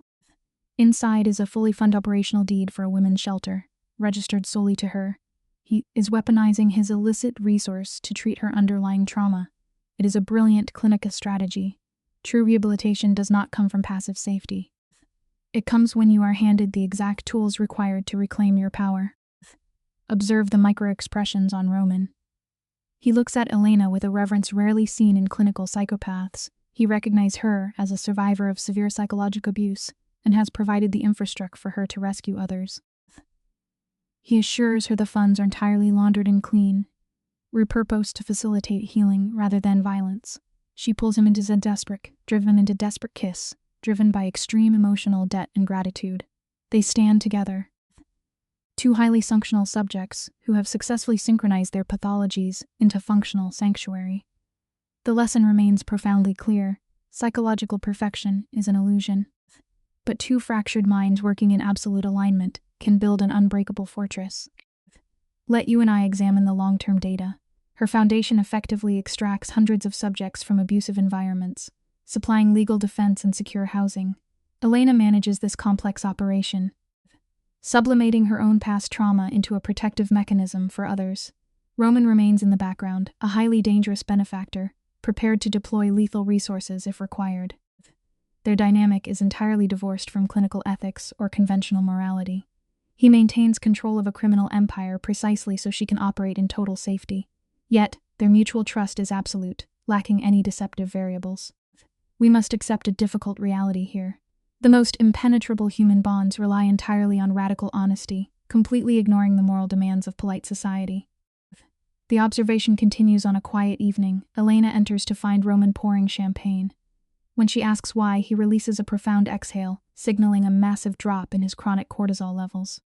The extensive federal investigation into his syndicate has completely disintegrated. Elena analyzes his facial micro-expressions, asking if the sustained stress was breaking him.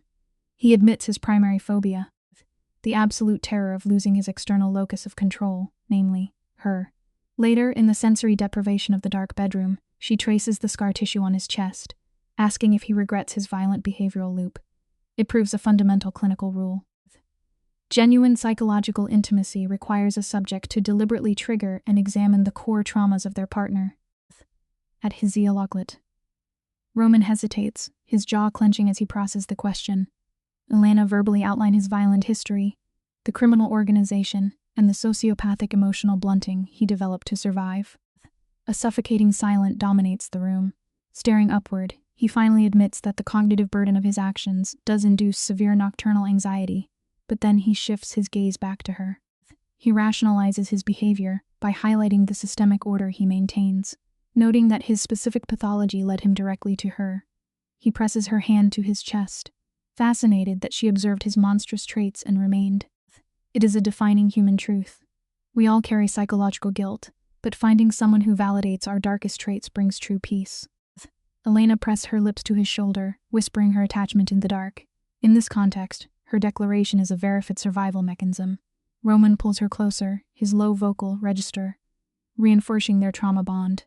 They fall asleep not as healthy individuals, but as two severely fractured minds creating a highly functional symbiotic system. Fast forward 36 months. Elena operates at the center of an elite charity gala. The room is filled with wealthy donors who use philanthropy to mask their own narcissistic traits. Yet, positioned strictly in the tactical blind spots, Roman observes. His severe criminal profile requires isolation, but his proximity keeps her grounded. True pathological devotion avoids the spotlight. It simply monitors the perimeter, ensuring the subject remains safe. Let us examine this clinical baseline together. The subject, Elena, completes her public address. The wealthy elite swarm her, seeking proximity to her moral elevation. But note her visual fixation, she bypasses them entirely. Seeking validation from Roman in the shadows, he offers a singular nod. Later, on their penthouse balcony, we observe a staggering physiologic anomaly. Roman, an apex predator and classic megalomaniacal narcissist, is experiencing severe autonomic tremors. His hands are violently shaking. A psychological axiom applies here. When a lifelong architect of violence loses his rigid motor control, the cognitive foundation of his reality is undergoing a permanent seismic fracture. The subject systematically dismantles his sociopathic armor. Against the biting wind, Roman articulates his awareness of the psychological hostility she faces. Then comes a profound deviation from his baseline. He confesses that her moral purity triggers a parasitic hunger within him to simulate being a better man. He presents a diamond not as a socially normative proposal, but as a dominant imperative, a raw plea from a man conditioned only to subjugate. Elena weeps, displaying the classic capitulation of profound trauma bonding, and accepts. His usually lethal, steady hands tremble violently as he forces the ring into place. The behavioral takeaway is absolute. If a permanent psychological tether does not induce sheer terror, it lacks structural weight. Elena fractures their embrace with a heavy, dysregulated laugh. She immediately assesses the environmental threat. His underworld competitors will actively seek to neutralize this union. Roman exhibits classic grandiose narcissism, his lips curving into a predatory smile as he welcomes their hostility. He guarantees disproportionate, fatal retaliation against any perceived threat to her. Elena labels him her dark savior, a textbook symptom of Stockholm Syndrome, where the victim deifies the dangerous captor. He rejects the heroic terminology, yet she insists. This obliterates any normative romantic framework, but the clinical observation remains. Authentic attachment is not about securing a sterile environment. It is about identifying the one variable worth total systemic collapse. Look closely at the behavior with me here. Trauma. Elena legally absorbs the Castelli identifier. The environmental setup is highly militarized, no press, just a perimeter of heavily armed enforcers in tailored suits. Two psychologically scarred subjects forging a binding contract. Maintaining steady eye contact, Elena bypasses the grandiose narcissistic projection, addressing the fractured pathology underneath. She forms a verbal contract of absolute transparency, promising never to objectify him as a mere instrument of violence. It forces us to acknowledge a harsh reality. Genuine connection is the clinical act of observing the absolute bleakness of a subject's psyche and making the conscious, calculated decision not to evacuate. This behavioral pattern radically deviates from expected control dynamics. The city's most lethal narcissist stands at an altar, and verbally deconstructs his own authority over her. His vocal register fills the space as he commits to a defensive perimeter, explicitly swearing against territorial caging. This attachment stems from pure psychological debt. She navigated his most depraved mental spaces without triggering a rejection response. Later, surrounded by clinking glass, Maya interrogates the structural integrity of this happiness. Elena locks onto her dangerous partner across the room. He returns a facial microexpression of unprecedented softness. She affirms it is real. The clinic conclusion is stark. Autonomy is only sustained near a formidable deterrent. Maya initiates physical contact, whispering a normative threat response. The groom's baseline sociopathy terrifies her. Elena emits a low laugh. She fully recognizes the extreme cortical spike Roman induces in regular populations. Yet Maya identifies the exact root of their trauma bond, the apex predator to flight respond. We jump forward a decade in our observation. They operate a highly functional, symbiotic empire. Elena administrates 20 zones of rehabilitation for traumatized demographics. Simultaneously, Roman engages in massive financial sublimation, converting his illicit capital into legitimate assets to eliminate future liabilities. The data proves that functional maturation in a paired bond requires synchronized adaptation. Let us analyze his current cognitive state. Roman possesses an irreversible antisocial profile. Extreme aggression is hardwired into his neurology. Notice how he sublimates that pathology, weaponizing his dominance as a defensive barrier rather than an offensive tool. He abandons the megalomaniacal compulsion for a high mortality rate. On a climate-controlled terrace, Elena probes his memory of the ballroom massacre. Roman exhibits selective empathy. He processes grief for Serafina's termination despite her hostile actions. Yet, he registers absolutely zero guilt regarding the violent systemic failure that forced Elena into his custody. The psychological reality is this: a subject can logically regret past collateral damage while remaining highly predatory about the outcome. Now you and I need to document this specific trigger response. The baseline shatters when Elena discloses contact from her previous abuser, Victor. Roman undergoes an immediate sympathetic nervous system spike, adopting the physical posture of a territorial predator. He demands complete data extraction of the message. Victor is operating from Europe, utilizing a manipulative narrative of sobriety to extract narcissistic supply. When Roman interrogates her countermeasure, Elena demonstrates elite emotional regulation. She executed zero retaliation. She simply erased the audio file. Roman momentarily paralyzed by her cognitive discipline. The psychiatric principle is immovable. Forgiveness is an internal, closed-loop mechanism. It never requires reopening the containment cell. The ambient light drops as she details her cognitive reframing. She explains that forgiveness is merely the shedding of an obsolete psychological burden. She neutralized Victor's influence entirely to stabilize her own nervous system, denying him any external validation. Roman observes her with acute clinical fascination, questioning the origin of this formidable mental architecture. Her response is surgically precise. She rapidly evolved the day she bonded with a megalomaniacal force, an active refused assimilation. They share a vocalized release of tension. The ultimate survival metric is not merely outlasting the acute stressor, but the calculated architecture of the resulting persona. 15 years post trauma, Elena dissects her clinical history before a massive crowd. She entirely rejects the social compulsion to sanitize her trauma. As the visual field expands, she performs a public psychological audit of her victimization. She quantifies the severe panic of spatial dislocation, and the brutal cognitive labor required a new reality from absolute ruin. Her primary thesis demands our attention. Authentic resilience is not a biological resistance to psychological fracturing, but the aggressive, conscious protocol of reassembling the broken pieces. The auditorium responds with massive auditory feedback, yet she isolates her visual focus entirely on Roman. He is the sociopathic constant who properly assessed her value during her lowest function state. They depart the arena, existing in a highly regulated shared silence. Transitioning back to their secure environment, the social masking immediately dissolves. Elena sheds her footwear and drops onto the upholstery, displaying acute physiological depletion from the public exposure. Roman alters his posture to match hers. The apex sociopath reorganizes into a designated caregiver. He physically supports her extremities while positively reinforcing her verbal execution. As their cortisol levels stabilize, Elena initiates a critical diagnostic question: have they synthesized actual happiness? Roman confirms it without a microsecond of hesitation. Their stability explicitly rejects normative romantic conditioning. They deliberately examine the absolute darkest pathology of their respective traumas and maintain their proximity. True stability is self-made. We will conclude our clinical observation here. The trajectory they mapped is burdened with antisocial complexities, yet it functions on a terrifyingly pure logic. Elena accepts the high-risk variables of their environment. They are twin subjects of extreme trauma, who utilize their psychological scarring as permanent defensive plating. We document a final 20-year follow-up within her administrative facility, a dysregulated female subject approaches.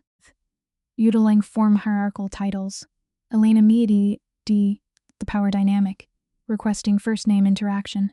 The victim weeps, vocalize extreme gratitude for the structural safety Elena provided. It is a profound behavioral fact. Our most catastrophic psychological damage can be weaponized to shield others. In my years of clinical profiling, I rarely see this kind of psychological metamorphosis. We observe Elena listening to a woman she pulled from the absolute abyss. Elena tries to credit the victim's own resilience, a classic deflection.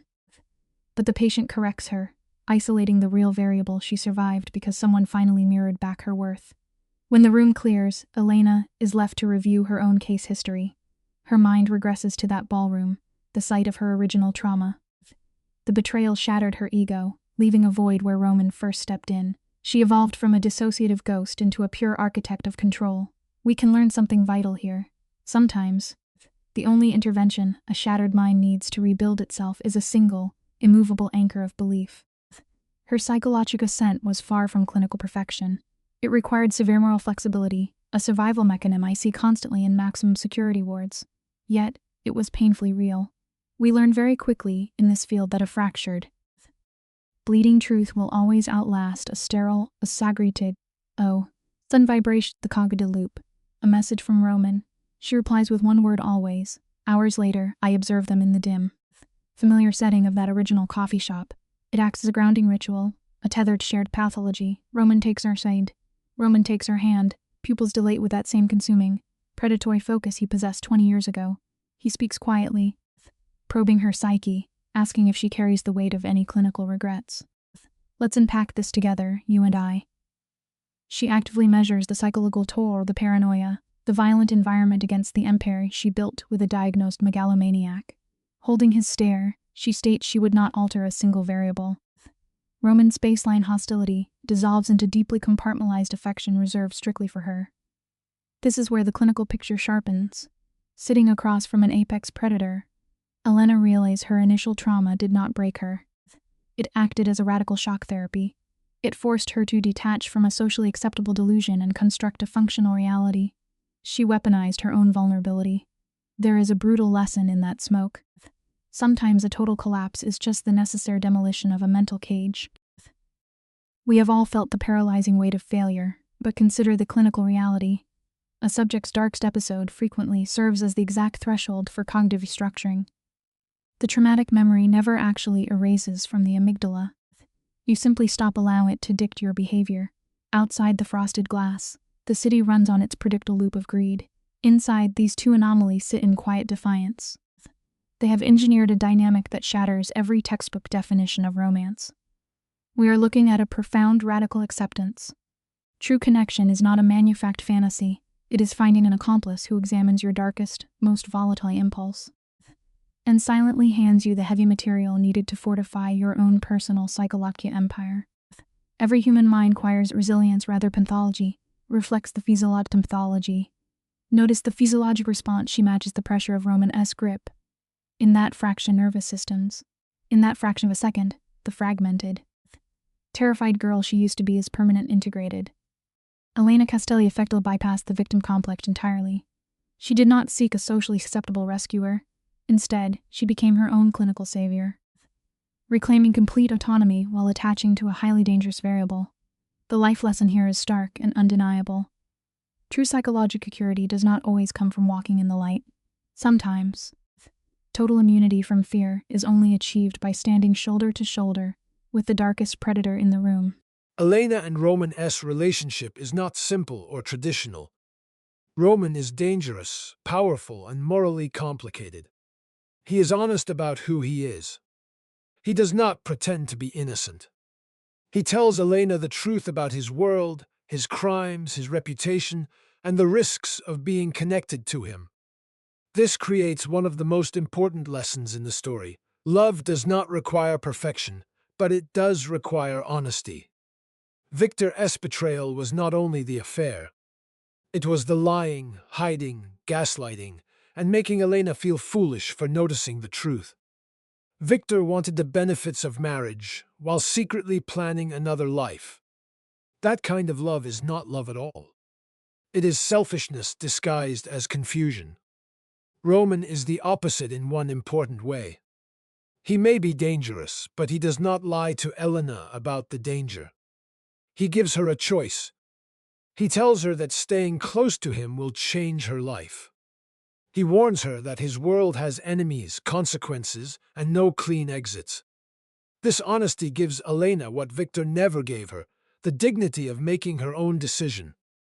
The educational message is clear. A healthy relationship is not built on perfect people. It is built on truthful people. Someone can have flaws, a painful past, or a complicated life, but if they are honest and respectful, trust can exist. On the other hand, someone may look respectable and normal, like Victor, but still destroy a relationship through deception. Elena chooses Roman not because he is safe in the ordinary sense, but because he is honest with her. He sees her strength and does not try to make her small. Real love is not about finding someone flawless. It is about finding someone who tells the truth, respects your choices, and helps you become more fully yourself.